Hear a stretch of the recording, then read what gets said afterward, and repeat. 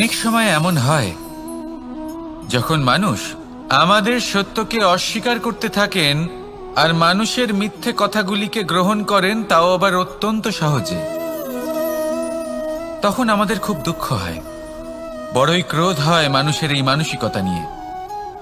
কিন্তু এটা জানা অত্যন্ত গুরুত্বপূর্ণ যে এমন কেন হয়। কারণটা কি আপনারই কি কোনো দোষ রয়েছে? কখনোই নয়।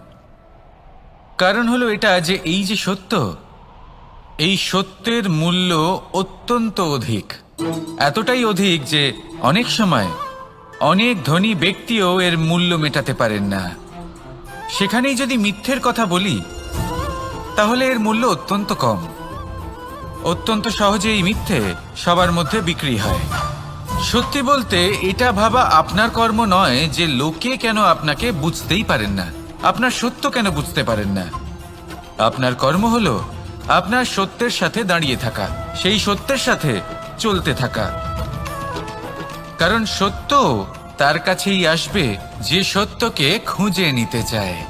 নয়তো বেশিরভাগ মানুষ মিথ্যেকে নিয়েই প্রসন্ন রয়েছেন। আপনি সত্যের সাথে কর্মের পথে অগ্রসর হতে থাকুন।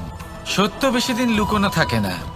সংসারের সম্মুখে এটা অবশ্যই একদিন আসবে, কিন্তু তখনও সেটা মানুষের ওপর সে বিশ্বাস করবে কি করবে না। আপনি কর্ম করতে থাকুন আর আমার সাথে ভালোবেসে বলুন, রাধা রাধা। অনেক সময় এমন হয় যে আমাদের শুভ মানসিকতা, শুভ বিচারে, শুভ কর্মে মানুষ সন্দেহ করেন, প্রশ্ন করেন, প্রমাণ চান, শুদ্ধতার পরীক্ষা দিতে বলেন। আর তখন নিশ্চিত রূপে কষ্ট হয়। আমরা ভাবি এটাই হলো জীবন।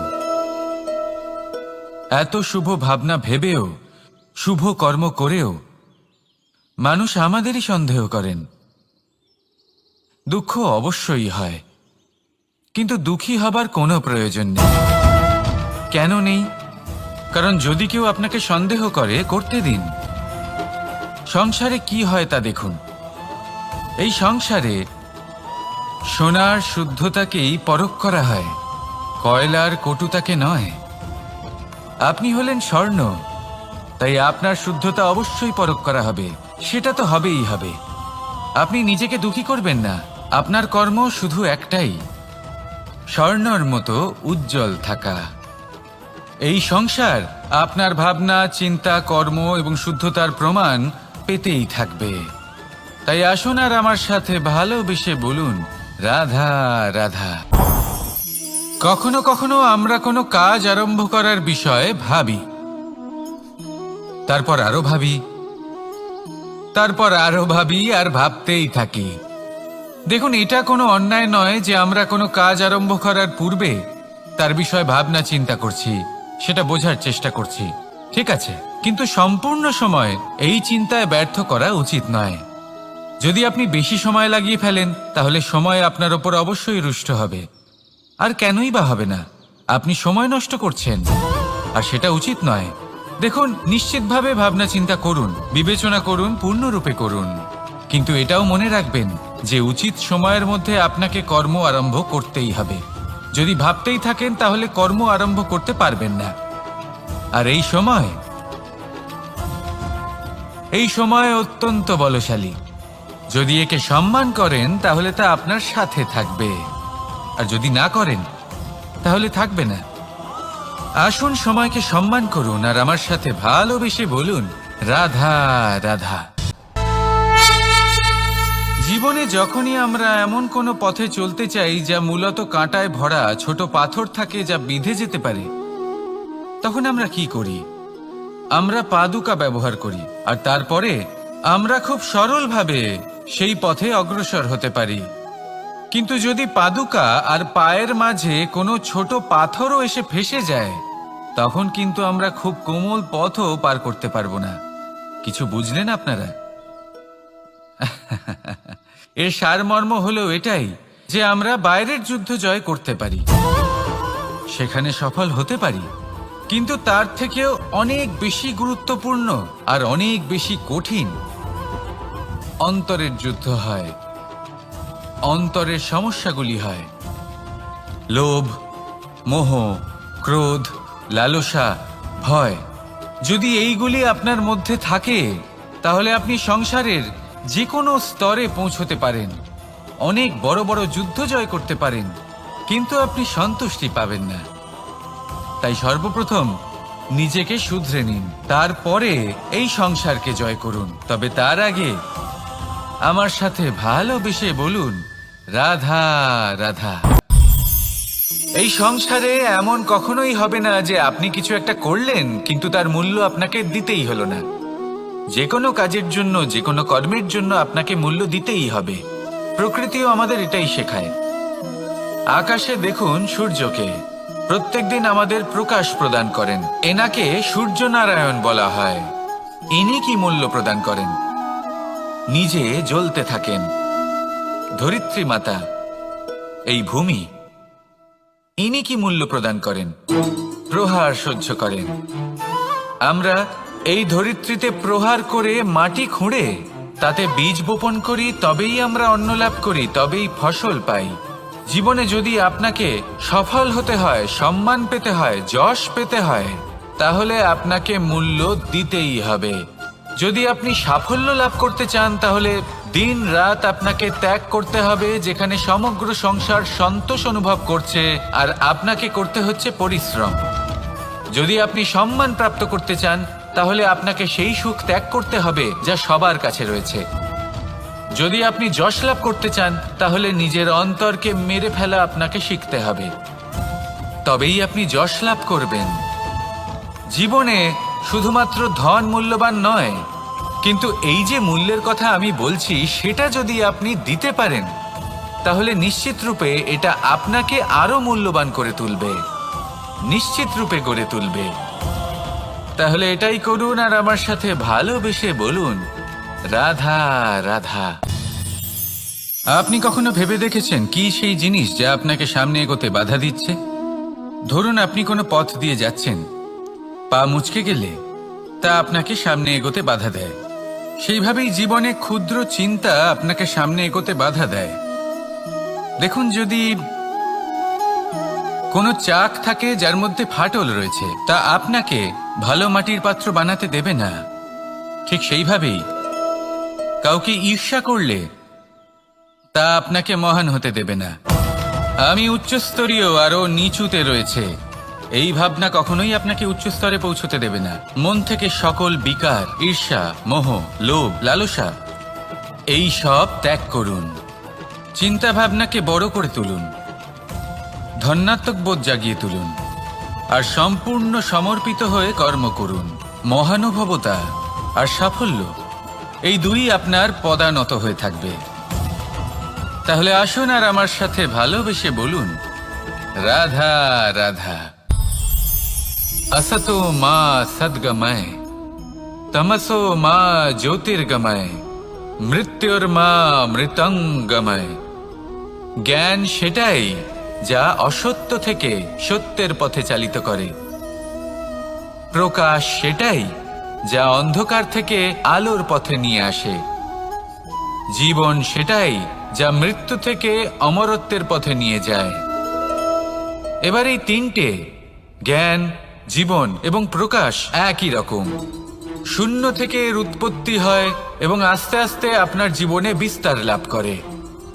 এবার আমরা এটাই ভাবি যে কেমন করে এই তিনটিকে আগলে রাখা যায়। এর উত্তর হলো, এদের আগলে রাখার প্রয়োজনই নেই, ভাগ করে দিতে হবে। কোনো বৃক্ষকেই দেখে নিন, একটি বৃক্ষ অনেক বছর ধরে বেঁচে থাকে। কেন? কারণ সে ভাগ করে দিতে জানে। সে নিজের বীজ ছড়িয়ে দেয়, এই ধরিত্রীতে দেয়, সেই বীজ যা অঙ্কুরিত হয়ে এক নতুন বৃক্ষকে জন্ম দেয়। শুধু ছড়িয়ে দিয়ে একটি বৃক্ষ জীবন দান করতে পারে। যদি কোনো ব্যক্তি জ্ঞান ছড়াতে শিখে যান, যদি প্রকাশ, আলোর কিরণ ছড়িয়ে দিতে শিখে যায়, কোনো ব্যক্তি তার জীবনের সুখ ছড়িয়ে দিতে শিখে যান, তাহলে তিনি মৃত্যুর পরও মৃত হন না। এই ভাগ করে দেওয়ার সুখটাই কিছুটা আলাদা। এই সুখ অনুভব করুন আর আমার সাথে ভালোবেসে বলুন, রাধা রাধা। এই সংসারের সব থেকে বড় যুদ্ধ কোনটা? দেব-অসুরের যুদ্ধ, যা অনেক বছর ধরে চলেছিল, নাকি রাম রাবণের যুদ্ধ, নাকি মহাভারত? না, সংসারের সব থেকে বড় যুদ্ধ হলো সেইটা যা নিজের সাথে লড়া হয়, নিজের মনের সাথে লড়া হয়, নিজের অন্তরের সাথে লড়া হয়। এটাই সব থেকে বড় যুদ্ধ। এবার নিজেই দেখুন আপনার সব থেকে বড় শত্রুকে। আপনার স্বার্থ, আপনার কামনাগুলি, আপনার অহংকারগুলি, যা আপনাকেই নষ্ট করে দেয়। যদি এদের ওপর আপনি বিজয় লাভ করতে পারেন, তাহলে ধরে নিন এই সংসারে সবার ওপরে আপনি বিজয় লাভ করতে পারবেন। এই সংসারে কেউ আপনাকে পরাজিত করতে পারবে না। কিন্তু তার জন্য প্রয়োজন অনুভূতির। অনুভূতি ভালোবাসার, অনুভূতি অনুপ্রেরণার। যে ব্যক্তি ভালোবাসতে পারেন এবং প্রেরণা দিতে পারেন, তিনি চিরকাল জয়লাভ করতে পারেন। নিজের কাছে ভালোবাসার এক অস্ত্র রাখুন আর প্রেরণার এক ঢাল। জীবনে কেউ আপনাকে পরাজিত করতে পারবে না। আসুন আর আমার সাথে ভালোবেসে বলুন, রাধা রাধা। খুব বড় একটা প্রশ্ন করতে চলেছি। এই সংসারের সব থেকে বেশি সুখী কে? এবার কেউ বলবে সেই ব্যক্তি যিনি সব থেকে বেশি ধনী, যার কাছে সব থেকে বেশি ধন আছে, আভূষণ আছে, স্বর্ণ আছে। কেউ বলবেন কোনো রাজ্যের রাজা, কারণ তিনি শাসন করতে পারেন, তার আদেশ ছাড়া কোনো কাজ সম্ভব নয়, ইত্যাদি ইত্যাদি। এর উত্তর যদি আমি দিই, তাহলে এটুকুই বলবো, সংসারের সব থেকে সুখী ব্যক্তি হলেন তিনি যিনি সন্তুষ্ট। তার কাছে সন্তোষরূপী ধন আছে, যা তাকে সুখী রাখে। এবার এই সন্তুষ্টি, সেটা কিভাবে আসে জীবনে? এটা আসে ধৈর্যের কারণে। ধৈর্যের এই অনুভূতি অত্যন্ত শক্তিশালী। এই ধৈর্যই কিন্তু আমাদের ধরিত্রীকে ধরিত্রী মাতা করে তোলে। কারণ ধরিত্রী মাতা ধারণ করেন, সহ্য করেন, ধৈর্য ধরেন এবং নিজের কর্ম করতে থাকেন। সেটা ধৈর্যই ছিল মাতা সীতার মধ্যে, যা রাবণের অন্ত করে দিল। এই ধৈর্যের কারণেই নারায়ণ কুর্ম অবতার ধারণ করেছিলেন, বড় একটা পর্বতকে পৃষ্ঠে ধারণ করেছিলেন এবং সমুদ্র মন্থনকে সম্ভব করেছিলেন। সেই জন্য সর্বপ্রথম মনের মধ্যে ধৈর্যকে নিয়ে আসুন। এই ধৈর্যই আপনাকে সন্তুষ্টির পথে নিয়ে যাবে, আর এই সন্তুষ্টি আপনাকে লোভ, মোহ এবং লালসার পথ থেকে দূরে নিয়ে সুখের পথে নিয়ে যাবে। আর তখন এই মন প্রসন্ন হয়ে বলবে, রাধা রাধা। মানুষ চিরকাল বড় মানুষ হয়ে উঠতে চায়, সবসময় সেই নিয়ে কল্পনা করে। কিন্তু প্রশ্ন হলো এটাই যে মানুষ বড় কখন হতে পারে? যখন সে ধনী হয়ে ওঠে, নাকি যখন তার কাছে সম্মান থাকে, নাকি যখন রূপবান হয় বা অধিক শক্তিশালী হয়? মানুষ বড় মানুষ তখনই হতে পারে যখন বিপদের সময় সে অন্য কোনো মানুষের পাশে এসে দাঁড়ায়। তাই সর্বপ্রথম এটা শিখুন। হয়তো এই জন্যই হনুমান শ্রীরামের কাছে এতটা বড়, আর হয়তো এই জন্যই বলরাম দাদা আমার কাছে এত বড়। যদি আপনিও জীবনে বড় হয়ে উঠতে চান, তাহলে কারোর সাথে তার দুঃখের সময়, তার সংকটের সময় তাকে সঙ্গ দিন আর পাশে এসে দাঁড়ান। এই মন প্রসন্ন হয়ে বলবে, রাধা রাধা। জীবনে সব থেকে বেশি গুরুত্বপূর্ণ বস্তু কি? বাড়ি, বাহন, সোনা, ধন। যদি আমি সত্যি বলি, তাহলে জীবনে সব থেকে বেশি গুরুত্বপূর্ণ বস্তু কোনো বস্তুই নয়। যদি কিছু গুরুত্বপূর্ণ থাকে, তাহলে তা হলো অনুভূতি, করুণা, মিত্রতা, মাতৃত্ব, বাৎসল্য, আর সব থেকে বেশি গুরুত্বপূর্ণ ভালোবাসা। নিজেদের এই জীবনে যদি আপনি শুধুমাত্র বস্তুর খেলাতে মেতে থাকেন, তাহলে জীবনে আনন্দ কখনোই থাকবে না। নিজের এই জীবনকে অনুভূতির পীঠস্থান বানিয়ে তুলুন। এই মন প্রসন্ন হয়ে বলবে, রাধা রাধা। যখনই কোনো ঘূর্ণিঝড় আসে, কোনো প্রলয় আসে, তখন দেখবেন তা কত বৃহৎ প্রভাব ফেলে, কত বড় বিনাশ ঘটায়, বিধ্বংস সৃষ্টি করে। যখন বন্যা আসে তখন কত গভীর প্রভাব ফেলে, কত সর্বনাশ ঘটায়। নদীর পাড়ও ভেঙে বয়ে নিয়ে যায়। সেখানে কোনো গাছকে দেখুন, শান্তভাবে দাঁড়িয়ে থাকে, চুপ করে, আর নিজের কাজ করে, ছায়া প্রদান করে, ফল প্রদান করে, কোনো শব্দ না করেই নীরবে কর্ম করে। যদি নদীর কথা বলি, নদী যখন বয়ে চলে, খেতে জল প্রদান করে, বনস্পতিদের প্রাণ প্রদান করে, আমাদের পানীয় জল দেয়। এত মহান কাজ করে কোনো শব্দ না করে, নীরবতার সাথে। এ হলো এক শিক্ষা যে এই সংসারে যারাই মহান কর্ম করেন তারাই নীরব থেকে সেই কর্ম করতে থাকেন, কারণ ওনারা জানেন যে গুরুত্বপূর্ণ প্রচার নয়, বরং কর্ম। আর যারা রুদ্রের সাথে থাকেন, কোলাহল করেন, তারা শুধুমাত্র ধ্বংসই করেন। এবার আপনি মৌন থেকে শুধুমাত্র কর্ম করে মহান হতে চান, নাকি রুদ্রের সাথে থেকে বিধ্বংস ঘটাতে চান? সিদ্ধান্ত আপনারই। আসুন আর আমার সাথে ভালোবেসে বলুন, রাধা রাধা।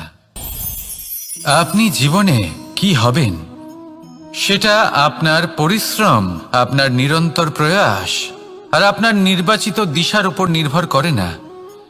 এটা নির্ভর করে আপনার সঙ্গতির উপরেও। এই সঙ্গতি যা হলো অত্যন্ত গুরুত্বপূর্ণ। প্রকৃতিও আমাদের এটাই শেখায় বিভিন্ন উদাহরণ দিয়ে। যদি আপনাকে একটা উদাহরণ দিই, কখনো বাতাসের প্রবাহ লক্ষ্য করবেন। এই বাতাসের প্রবাহ যখন কোনো পুষ্পকে স্পর্শ করে, সেও সুগন্ধে পরিপূর্ণ হয়ে যায়। এই বাতাসের প্রবাহ যখন কোনো নালীর উপর দিয়ে প্রবাহিত হয়, তখন সেও সুগন্ধহীন হয়ে যায়। এ সঙ্গতির প্রভাব যা মানুষকে কোথা থেকে কোথায় নিয়ে যেতে পারে আপনি জানতেও পারবেন না। এ হলো সঙ্গতির প্রভাব, যেখানে চানার সাথে গুড়ও মিশে যেতে পারে। এ হলো সঙ্গতিরই প্রভাব, যেখানে একটা সাধারণ পাথর স্বর্ণের সাথে মিশে গিয়ে একটা রত্নে পরিণত হতে পারে। তাই এই সঙ্গতির বিষয়ে বিশেষ খেয়াল রাখবেন। আপনি কার সাথে মিশছেন, কি বলছেন, কি শিখছেন, আপনার অস্তিত্বের উপর তাদের কি প্রভাব পড়ছে, সব লক্ষ্য করবেন।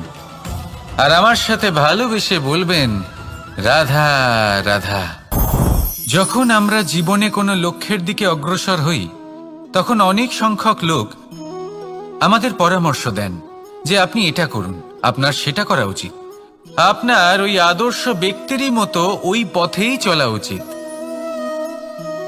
আমাদের ভালো লাগে, আমরা তা অনুসরণ করতে থাকি, কারণ সেই পথে 1 বা 10 জন মানুষ চলে নিজের লক্ষ্য প্রাপ্ত করে ফেলেছেন। এবার সেই লোকেরা সেই পথে চলে নিজের লক্ষ্য প্রাপ্ত করেছেন, তার মানে কি এটাই যে আমাদেরও লক্ষ্য প্রাপ্তি হয়ে যাবে? কোনো মানে নেই।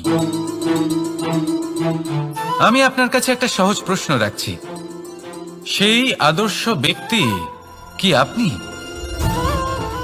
আপনি নন। সেই ব্যক্তি হলেন অন্য কেউ, যার নিজস্ব ভাবনা রয়েছে, নিজের বিচারধারা আছে, নিজের কর্ম আছে, নিজের অভিজ্ঞতা আছে, নিজের গুণ, নিজের অপগুণ আছে, তাদের নিজেদের একটা যাত্রা আছে, নিজের লক্ষ্য আছে। তিনি আপনি নন। যদি কথা বলি আপনার বিষয়ে, আপনার বিষয়ে সব থেকে বেশি কে জানে? আপনার যাত্রা, আপনার লক্ষ্যের বিষয়, আপনার ভাবনা চিন্তা, আপনার বিচারধারা, আপনার কর্মের বিষয়, আপনার কামনার বিষয়, আপনার অভিজ্ঞতার বিষয়, এই সব বিষয়ে সব থেকে বেশি যদি কেউ জানে, তিনি হলেন স্বয়ং আপনি। তাই নিজের জীবনে কোনো পথ নির্বাচন করবেন আর কিভাবে সামনে এগোবেন, এই নির্বাচনও শ্রেষ্ঠ হবে যদি সেটা আপনি নিজেই করেন। আপনি আপনার জীবনকে নিরীক্ষণ করুন, বুঝুন, আর নিজের লক্ষ্য গিয়ে প্রাপ্ত করে ফেলুন। সমাজের সামনে এমন একটা উদাহরণ আপনি প্রস্তুত করুন যাতে ভিড় আপনার পথে চলতে তৎপর হয়ে ওঠে। আসুন আর আমার সাথে ভালোবেসে বলুন, রাধা রাধা। সংকট, সমস্যা, বিপদ এগুলো তো সকলের জীবনেই আসে। অনেক সময় এমন হয় যে মানুষের জীবনে যখন এমন কোনো বিপদ আসে তখন সে ভয়ভীত হয়ে পড়ে, চিন্তিত হয়ে পড়ে, নিরাশ হয়ে যায়। কিন্তু আমি আপনাকে একটা সত্যি কথা বলি যে আমাদের ব্যক্তিত্বের বিকাশের জন্য, আমাদের নিজেদের লক্ষ্যে পৌঁছে দেবার জন্য এই সংকট, এই সমস্যা এগুলো অত্যন্ত গুরুত্বপূর্ণ। আর এর উদাহরণ আমি নয়, বরং প্রকৃতি স্বয়ং দেবে। আপনি নিজেই ধরিত্রী মাতাকে দেখে নিন। ধরিত্রী মাতা সূর্যের তাপ সহ্য করেন কেন? যাতে পৃথিবীতে যে জল রয়েছে তা বাষ্পে পরিণত হয়ে ওপরে উঠে মেঘ হয়, আর পৃথিবীতে বর্ষা হয়ে ফিরতে পারে, নতুন জীবন দান করে। আর অন্যদিকে পাতা ঝরার মরশুমে কোনো বৃক্ষকে দেখুন, পাতা ঝরার মরশুমে সমস্ত পাতা ঝরে যায়, তারপরে সেই গাছে নবনির্মাণ হয়, নতুন পাতা জন্মায়, সেই গাছ আবার ভরে ওঠে, সবুজে সবুজ হয়ে ওঠে।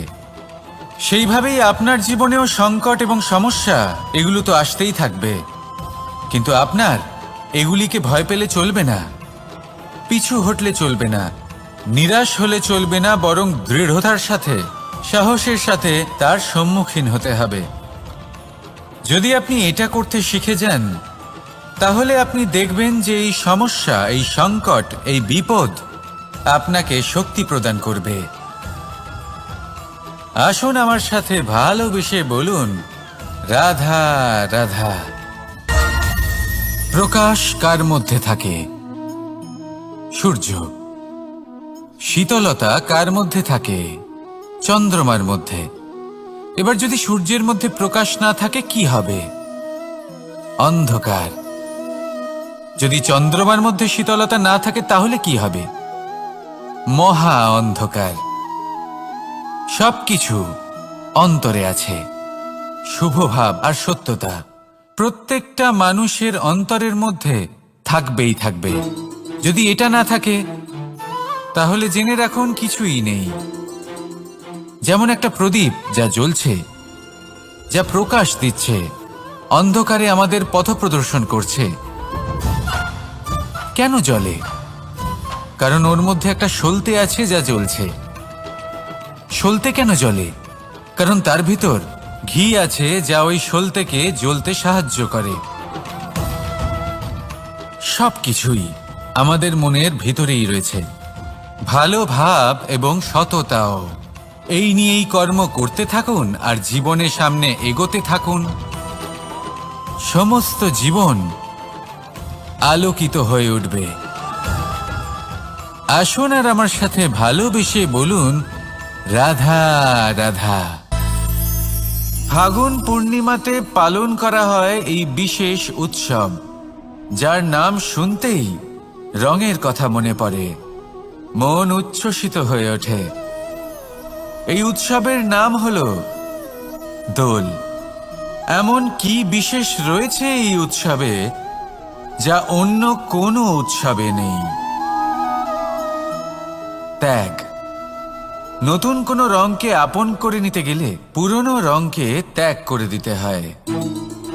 সাতরঙা হওয়ার জন্য সাদা কাপড়কেও নিজের উপর নতুন রং ধারণ করতে হয়। আর এই ত্যাগ একেবারেই সরল নয়। সেই জন্যই তো রং খেলার পূর্বে আমরা হোলিকা দহন করি। হোলিকার অন্ত হলো আর প্রহ্লাদ বেঁচে গেল। অর্থাৎ যা অপবিত্র ছিল, অসত্য ছিল, তার অন্ত হলো, আর যে পবিত্র ছিল, যে সত্য ছিল, সে থেকে গেল। এইভাবে আপনিও আপনার মনের মধ্যে যত বিকার রয়েছে, যে বিকারের বোঝা আপনি বয়ে নিয়ে চলেন, সেই ভার হোলিকা দহনে ভস্ম করে দিন। নিজেকে হালকা বোধ করবেন, আর যখন নিজেকে হালকা বোধ করবেন নিজে থেকেই জীবনে উন্নতি করবেন। তাই এই দোলে নিজেকে বিকার মুক্ত করুন। দোলের এই আনন্দ আরো অনেক বেড়ে যাবে, আর মন প্রসন্ন হয়ে বলবে, রাধা রাধা। এই বছর দোলে নিজের প্রিয়জনকে কোন রঙে রাঙিয়ে তুলতে চান আপনি? লাল, সবুজ, হলুদ, নীল, সাতরঙা, অনেক রং রয়েছে। আমাকে জিজ্ঞেস করলে আমি বলবো এই বছরও ওই রঙেই খেলবো যে রং দিয়ে আমি ছোটবেলা থেকে আজ পর্যন্ত খেলে এসেছি, প্রেমের রং। প্রেমের এই রং যা হয়তো দেখা যায় না, কিন্তু যখন এই প্রেমের রং গায়ে লাগে তখন সব রঙই ভালো লাগে। প্রেম যাতে কোনো রং অশুভ মনে হয় না, সবই ভালো মনে হয়। এটা হলো সেই প্রেম যার জন্য আমি প্রেমের দেবতা হয়েছি। আর সত্যি বলতে আপনারও কিন্তু এই প্রেমের রং দিয়ে খেলা উচিত। প্রচেষ্টা করুন। আপনি এই দোলে যত খুশি রং দিয়েই খেলুন না কেন, তাতে এক বিন্দু প্রেমের রং অবশ্যই মিশিয়ে দেবেন। এই দোলের আনন্দ দ্বিগুণ হয়ে যাবে। আপনজন হোক বা পর হোক, সবার সাথে প্রেমের দোল খেলুন। সবাই কাছাকাছি আসবে, আর সবাই কাছাকাছি এলে যে ঊর্জা তৈরি হবে সেটাই হলো দোলের আসল রং। তাই এইবার দোলে সকলকে প্রেমের রঙে রাঙিয়ে তুলুন, আর এই প্রেম ভাব নিয়েই বলুন, রাধা রাধা। কাক এবং কোকিল এই দুই হলো শ্যামল বর্ণের, কিন্তু এই দুইয়ের মধ্যে যে পার্থক্য সেটা জানা যায় বর্ষা ঋতুতে। যখন কাক নিজের কর্কশ স্বরে কা কা করে ডাকে, আর সেখানে কোকিল নিজের প্রসিদ্ধ সুমধুর কুহু স্বরে আমাদের মন জয় করে নেয়। এবার এটা শুধু কোকিল আর কাকের সাথে নয়, বরং প্রত্যেক মানুষের সাথে হয়ে থাকে। প্রত্যেক মানুষের ব্যক্তিত্ব তার কথার আড়ালে লুকিয়ে থাকে। যদি আপনি কোনো মানুষকে জানতে চান যিনি নীরবতা পালন করে রয়েছেন, তাহলে হয়তো আপনি তাকে অন্য কিছুই ভাববেন। যদি কারোর ব্যক্তিত্ব সম্পর্কে জানতে চান, তাহলে তাকে বলতে দিন। সেই ব্যক্তির কথা শুনতে শিখুন। যদি এটা আপনি করতে পারেন, তাহলে আপনি নিজে থেকেই জানতে পেরে যাবেন যে সামনের মানুষের ব্যক্তিত্ব ঠিক কেমন। আসুন আর আমার সাথে ভালোবেসে বলুন, রাধা রাধা। স্বপ্ন আসলে কি? একটা ভাবনা যা আমরা ঘুমের মধ্যে দেখে থাকি, এক অপূর্ণ মনোবাঞ্ছা যা পূর্ণ আমরা ঘুমের মধ্যেই করে থাকি, তাই তো? কখনোই নয়। স্বপ্ন হলো সেই যা আপনাকে জাগিয়ে রাখে। স্বপ্ন হলো সেই যা আপনাকে ভোরবেলা উঠতে প্রতীক্ষা করাবে। স্বপ্ন আমরা ঘুমের মধ্যে তো দেখতেই পারি, কিন্তু সার্থক করার জন্য দিন রাত্রি জেগে পরিশ্রম করতে হবে।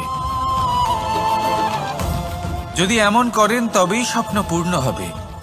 এবার আপনি আপনার জীবনকে সোনা বানাতে চান, নাকি ঘুমিয়ে নিজের জীবন অতিবাহিত করতে চান, সেই সিদ্ধান্ত আপনারই। আসুন আমার সাথে ভালোবেসে বলুন, রাধা রাধা। কখনো কখনো আমরা খুব ব্যথিত হয়ে পড়ি। আমরা নিজেদের পরিবারের জন্য এত কিছু করি, আর তারা আমাদের দেখলেই ভয়ভীত হয়ে পড়ে, আমাদের দেখলে বিরক্ত হয়। কখনো নিজেদের সন্তানকে বিকাশের পথে অগ্রসর করার জন্য আমরা তাদের উপর একটু জোর দিই যাতে তারা পরিশ্রম করে, কিন্তু সেই সন্তান আমাদের উপর বিরক্ত হয়ে পড়ে।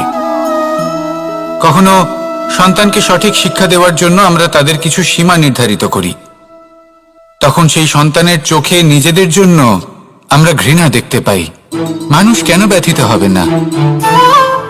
দেখুন, যখন সূচের দ্বারা আপনি বস্ত্র সেলাই করেন, তখন সূচের আঘাত সেই বস্তুকে সহ্য করতে হয়, কিন্তু তাতে সেই সূচ বা আপনার উদ্দেশ্যে কোনো প্রভাব পড়া উচিত নয়, কারণ আপনি তো আপনার কর্ম করছেন, আর তাও পূর্ণ নিষ্ঠা ভরে, এবং অবশেষে আপনার উদ্দেশ্য শুভ প্রমাণিত হবে। তাই কেউ বিরক্ত হচ্ছে বলে বা কারোর চোখে নিজের প্রতি ঘৃণা দেখার ভয় কখনো পিছিয়ে যাবেন না। কষ্ট না করে বিকাশ সম্ভব নয়। কর্ম করতে থাকুন, সবকিছু শুভ হবে। আসুন আমার সাথে ভালোবেসে বলুন, রাধা রাধা। মাতা পিতার মনে সবসময় এই বাসনা বাস করে যে ওনাদের সন্তানের যেন মঙ্গল হয়। নিজের সন্তানকে সেই সবকিছু দেওয়ার সবসময় চেষ্টা করতে থাকেন যেগুলো তারা নিজেরা নিজেদের জীবনে কখনো পেতে পারেননি, এবং এই প্রক্রিয়ায় সব থেকে গুরুত্বপূর্ণ বিষয়টি ভুলে যান, নিজের সন্তানকে সেই জিনিস দেওয়া যেটা উনি সব থেকে আগে পেয়েছেন। আমি ধনের কথা বলছি না, আমি বলতে চাইছি নিজের অভিজ্ঞতা দ্বারা ওনারা যে মানসিক স্থিতি লাভ করেছেন, ওনারা যে মর্যাদা লাভ করেছেন, যে শিক্ষা ওনারা লাভ করেছেন, সবার আগে নিজের সন্তানকে সেটা দেওয়া প্রয়োজন। সেটা যদি নিজের সন্তানকে দিতে পারেন, তাহলে এই সন্তান জীবনে তার পথে এগোতেও পারবে, ধন অর্জনও করতে পারবে এবং শক্তিশালী অনুভবও করতে পারবে। সেই জন্য সন্তানকে সবার আগে সেটা দান করুন যেটা সব থেকে বেশি মূল্যবান। সেটা দিন যেটা আপনি সবার আগে লাভ করেছেন। আসুন আমার সাথে ভালোবেসে বলুন, রাধা রাধা। ধন, সম্পদ, ঐশ্বর্য মানুষ হয় নিজের সৌভাগ্যের দ্বারা এগুলো লাভ করে থাকেন বা কর্মের দ্বারা। সৌভাগ্য আসলে কি? গ্রহের দশা যা প্রত্যেক মুহূর্তে বদলাতে থাকে। কর্মের মাধ্যমে যখন আপনি ধন অর্জন করেন, তখন সেই ধন আপনার আগামী প্রজন্ম লাভ করে। সেটা হয় সে ভোগ করে বা তার জন্য তার ভোগান্তি হয়। আর এটা নির্ভর করছে আপনার কর্মের ওপরে। কি কর্ম করেছেন আপনি সেই ধনকে লাভ করার জন্য? যদি আপনি সৎ পথে চলেন, নিষ্ঠা ভরে আপনি কর্ম করে থাকেন এবং তার ফলে আপনি ধন অর্জন করে থাকেন, তাহলে আপনার আগামী প্রজন্ম সেটা ভোগ করবে, সেটা প্রয়োগ করবে নিজের বিকাশের জন্য। কিন্তু যদি আপনি কুকর্ম করে থাকেন, কোন রকম ছলনা করে থাকেন এই ধন লাভ করার জন্য, তাহলে 100% আপনার আগামী প্রজন্মকে এর জন্য ভুগতেই হবে। তাহলে আপনি কি চাইবেন? যে আপনার আগামী প্রজন্ম সুখ ভোগ করবে, নাকি আপনার কুকর্মের পরিণাম ভোগ করবে? নির্বাচন আপনারই। আসুন আমার সাথে ভালোবেসে বলুন, রাধা রাধা। কর্ণ, সূর্যপুত্র কর্ণ, স্বয়ং সূর্যের পুত্র, দেবী কুন্তির প্রথম পুত্র। সেই কর্ণ যার একটি বাণ আমার রথকে, সেই রথ যার ওপর মহাবলী অর্জুন বিরাজমান ছিলেন, যার পতাকায় স্বয়ং হনুমান ছিলেন, সেই রথকে তার একটি বাণ ধসিয়ে দিতে পেরেছিল। দৈব কবচ কুণ্ডলধারী কর্ণ, সেই কর্ণ যুদ্ধক্ষেত্রে নিজের সমাপ্তির সম্মুখীন হলেন। কারণ কি ছিল? নির্বাচন। দুর্যোধনের সাথে বন্ধুত্ব রাখার জন্য, তার অনুচিত কর্মে কোনোদিন কোনো প্রতিবাদ করেননি, তাকে সঙ্গ দিয়েছেন এই নির্বাচন। যখন দ্রৌপদীর বস্ত্রহরণ হচ্ছিল, তখন তাকে বাধা দেওয়ার বদলে নীরব থাকার নির্বাচন, তার বিরোধিতা কখনো না করার নির্বাচন। এই নির্বাচনই কারণ হয়ে দাঁড়ালো কর্ণের পতনে। এই সংসারে সবার উপকার আপনি স্বীকার করতে পারেন, তাকে সম্মানও করতে পারেন, কিন্তু তার সামনে এতটাও নত হবেন না যে নিজের অন্তর্মনের কথাটা আপনি শুনতে না পান। নির্বাচন যদি ধর্মসঙ্গত হয়, তবেই তা শুভ হয়। আসুন আমার সাথে ভালোবেসে বলুন, রাধা রাধা। ভীষ্ম, একটা মহান নাম। দেবী গঙ্গার সুপুত্র, স্বয়ং বৃহস্পতি এবং পরশুরাম ছিলেন ওনার শিক্ষাগুরু। অত্যন্ত মহান যোদ্ধা ছিলেন, কিন্তু এই মহান যোদ্ধা ইনি ইতিহাসে আজ পর্যন্ত সেই সম্মান পেলেন না যার উনি যোগ্য ছিলেন। কারণ নির্বাচন। রাজ সিংহাসনের সেবা করার প্রতিজ্ঞা নিয়েছিলেন উনি। এবার রাজ সিংহাসনে যেই বসুক না কেন তার সেবা করা, তার প্রত্যেক আদেশ পালন করা, এটাই ছিল ওনার প্রতিজ্ঞা। তা সেই ব্যক্তি উচিত হোক বা অনুচিত, সে উচিত পথে চলুক বা অনুচিত পথে চলুক, সুপাত্র হোক বা কুপাত্র, উনি তার সেবা করতে থাকলেন, তার প্রত্যেক আদেশ পালন করতে থাকলেন, নিজের প্রতিজ্ঞা পালন করতে থাকলেন। ধৃতরাষ্ট্র নেত্রহীন অবশ্যই ছিলেন, কিন্তু এতটাও নেত্রহীন ছিলেন না যে উনি প্রজাদের চোখের জল, ধর্ম অধর্ম দেখতে পাবেন না। উনি সব বুঝতে পারতেন। আর এদিকে ভীষ্ম নিজে প্রতিজ্ঞাবদ্ধ হয়েছিলেন। দুর্যোধন অনুচিত পথে চালিত হচ্ছিল, তাও উনি তাকে সঙ্গ দিতে থাকলেন। আর পরিণামস্বরূপ আজ পর্যন্ত ইতিহাসে উনি সেই স্থান পেলেন না, সেই সম্মান পেলেন না যার যোগ্য উনি ছিলেন। যদি আপনি কোনো প্রতিজ্ঞা করে থাকেন, তা সে যতই কোনো উচিত কারণের জন্য হোক না কেন, যদি আস্তে আস্তে সময়ের সাথে সেই প্রতিজ্ঞা আপনাকে অনুচিত পথে চালিত করে অধর্মের পথে নিয়ে যায়, পাপের পথে নিয়ে যায়, তাহলে সেই প্রতিজ্ঞা ভঙ্গ করা অত্যন্ত আবশ্যক। সময় অনুসারে নিজেকে বদলানো আবশ্যক, নয়তো এই প্রতিজ্ঞা আপনাকে দিয়ে পাপ কর্ম করাবে, কুকর্ম করাবে, আর আপনার বিনাশের কারণ হবে। আসুন আমার সাথে ভালোবেসে বলুন, রাধা রাধা। অশ্বত্থামার মৃত্যু হল। কেউ জানে না সে মানুষ নাকি হাতি। এই বাক্য কে বলেছিলেন? সাক্ষাৎ ধর্মরাজ যুধিষ্ঠির। সেই যুধিষ্ঠির যিনি নিজের জীবনে কখনো মিথ্যে বলেননি, কিন্তু উনি এমন কিছু নির্বাচন করেছিলেন যার জন্য চিরকাল শুধুই মহারাজ যুধিষ্ঠির হয়ে থেকে গেলেন, কখনো অভিমন্যুর সমান হতে পারলেন না। যখন দ্যুতক্রীড়ার আমন্ত্রণ এসেছিল, তখন মহারাজ যুধিষ্ঠির সেটা অস্বীকার করতেই পারতেন, কিন্তু করলেন না। অহংকারের জন্য সেই আমন্ত্রণ গ্রহণ করলেন উনি, এবং অহংকারের জন্য করা এই নির্বাচন ওনাকে সাধারণ করে রেখে দিল। নিজের গুরু দ্রোণাচার্যকে পরাজিত করার জন্য একটি মিথ্যে কথা বলেছিলেন। অশ্বত্থামা মারা পড়েছে, আর তারপর গ্লানিমাখা কণ্ঠে ধীরস্বরে বলেছিলেন, জানি না সে মানুষ না হাতি। কিন্তু অর্ধসত্য হোক বা সত্য লুকোনো হোক, তা হল মিথ্যের সমান, এবং প্রত্যেকটি কর্মের ফল মানুষ অবশ্যই ভোগ করে। এই নির্বাচনের কারণে যুধিষ্ঠিরকেও নরকবাস করতে হয়েছিল। তাই নিজের কর্ম শ্রেষ্ঠ করে তুলুন, কারণ এটাই সুনিশ্চিত করবে যে আপনি এই সংসার থেকে বিদায় নেওয়ার পরেও জীবিত থাকবেন নাকি নয়। আসুন আমার সাথে ভালোবেসে বলুন, রাধা রাধা। মহাভারতে অনেক যোদ্ধারা অংশগ্রহণ করেছিলেন। সবাই ছিলেন শ্রেষ্ঠ কুলের। কেউ কেউ ছিলেন বড় বড় রাজ্যের রাজা, কেউ কেউ ছিলেন দেবতার পুত্র।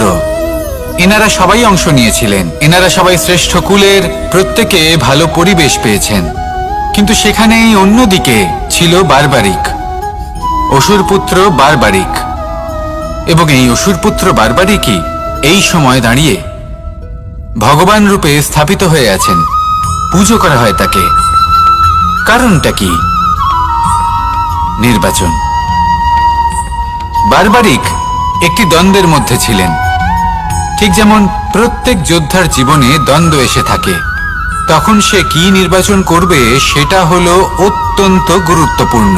বারবারিকের কাছে এত শক্তি ছিল যে একটি মাত্র বাণ প্রয়োগ করে সবাইকে নাশ করতে পারত। দ্বন্দ্ব ছিল একটাই, যে ও নির্বাচন করতেই পারছিল না কোন পক্ষ হয়ে যুদ্ধ করবে। ওর নির্বাচন ছিল এটাই যে ও কোনো পক্ষের হয়েই যুদ্ধ করবে না, বরং নিজের মস্তক সে দান করবে। আর এই কর্মের কারণে, এই নির্বাচনের কারণে আজকের সময়ে দাঁড়িয়ে ওকে ঘাটুশ্যাম রূপে পুজো করা হয়।